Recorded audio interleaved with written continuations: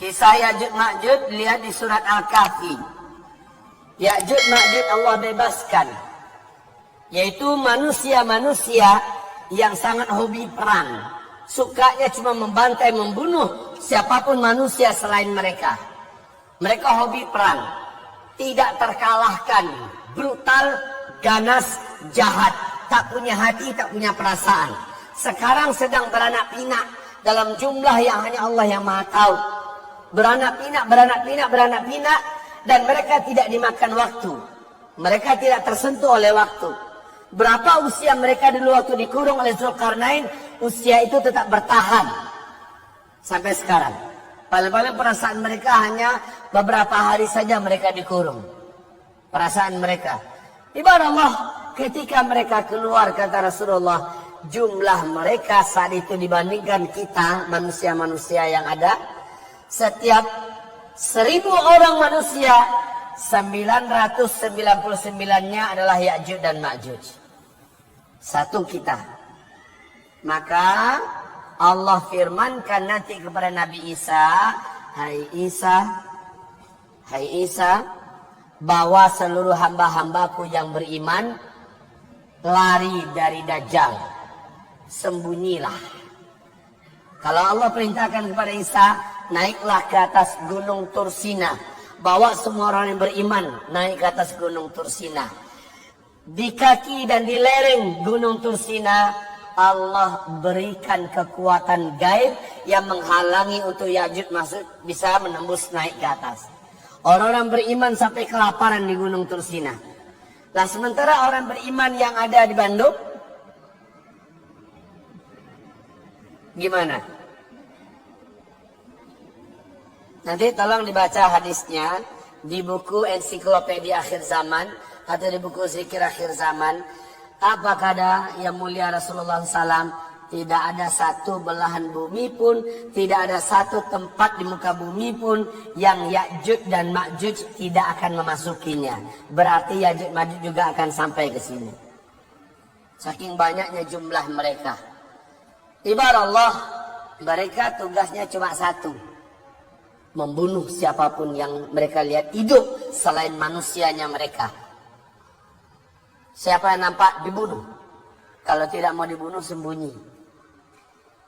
Ibarat Allah yang kami muliakan, Ya'juj Ma'juj Allah sendiri yang memusnahkan mereka.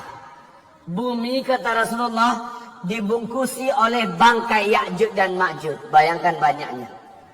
Tidak ada satupun tempat kaki yang bisa dilangkahkan oleh orang-orang yang hidup. Melainkan tempat itu ada bangkai Ya'juj dan Ma'juj. Dapat dibayangkan banyaknya jumlah mereka. Lalu sekarang fikirkan, di mana jumlah sebanyak itu Allah sembunyikan sekarang? Jawabannya Allahu a'lam. Jawabannya Allahu a'lam. Kalau bahasa saya dulu entah. Di mana Allah sembunyikan mereka? Allahu a'lam. Yang pasti mereka beranak pinak dalam jumlah yang sangat banyak. Dan yang dibunuh oleh mereka, dan mereka main bunuhnya nggak seperti Bashar Assad. Bashar Assad membunuhnya menyiksa, dicicil penderitaan itu untuk kita. Kalau Ya'juj Ma'juj enggak, ketemu pancung, main bunuh di tempat dengan kematian yang tidak berlama-lama. Setelah mereka selesai membunuh orang yang berhasil mereka temukan, yang selamat, yang hidup adalah yang betul-betul sembunyi. Dan mereka nggak pakai cari, Pak. Mereka lihat mana yang nampak keluyuran, habis. Makanya yang paling baik solusinya adalah sembunyi. Ini ibu-ibu yang memungkinkan mendapatkan Ya'juj Ma'juj ini. Kenapa? Bapak pada kemana? Bapak kemana nanti Pak dari kita? Sudah kita jelaskan pagi tadi bahwa saat Dajjal akan keluar, kaum laki-laki di muka bumi ini sudah banyak yang eksodus besar-besaran ke alam barzakh. Kenapa? Perang.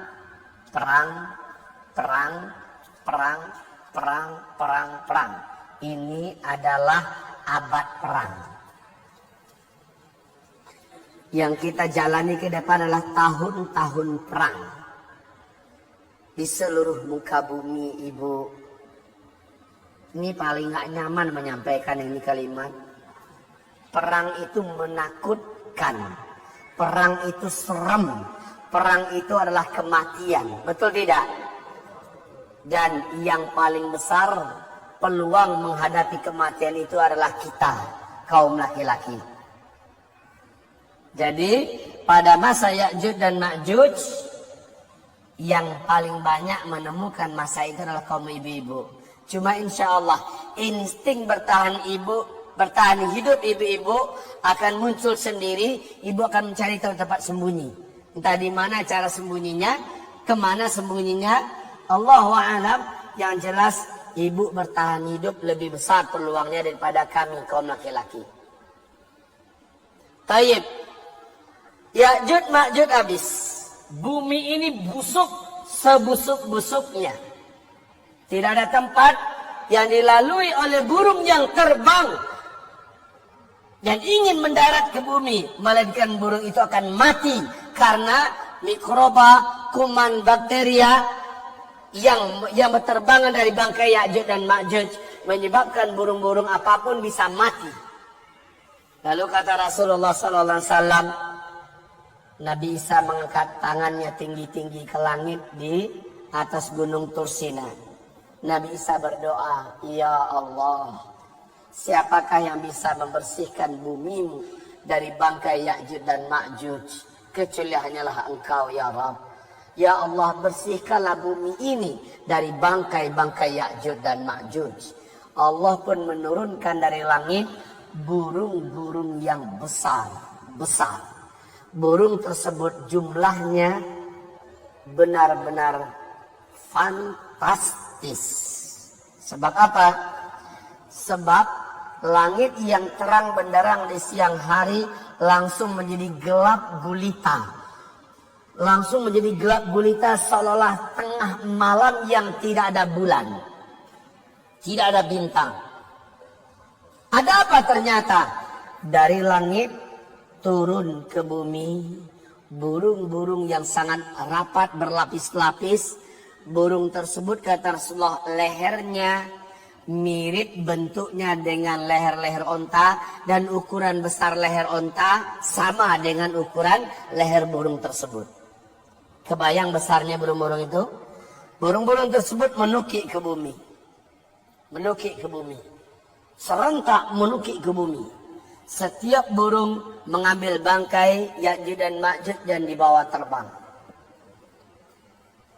Satu bumi ini seluruh bangkai Ya'juj dan Ma'juj dibawa oleh burung-burung tersebut.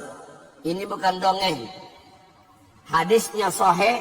Rasulullah SAW menyebutkan bahwa Allah Subhanahu wa Ta'ala menurunkan dari langit burung-burung yang lehernya sama dengan leher-leher onta dan ukuran besarnya juga kayak ukuran leher onta.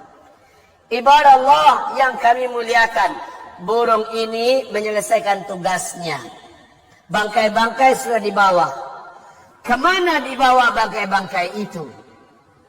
Di mana burung yang sebanyak itu dan besar-besar begitu Allah simpan sekarang?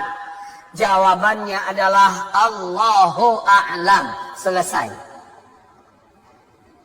Kaum muslimin yang kami muliakan, apa yang tersisa di bumi? Serpihan-serpihan bangkai Ya'juj dan Ma'juj yang masih lepas. Daging-daging, ulat-ulat yang berserakan di mana-mana menjadikan bumi ini tetap busuk. Maka kembali Nabi Isa berdoa di atas gunung Tursina. Allah menurunkan hujan yang sangat lebat 3 hari berturut-turut. Maka hujan ini menjadikan air menyapu seluruh daratan bumi dan dibawa ke laut. Selesai, bumi ini kembali menjadi terang dan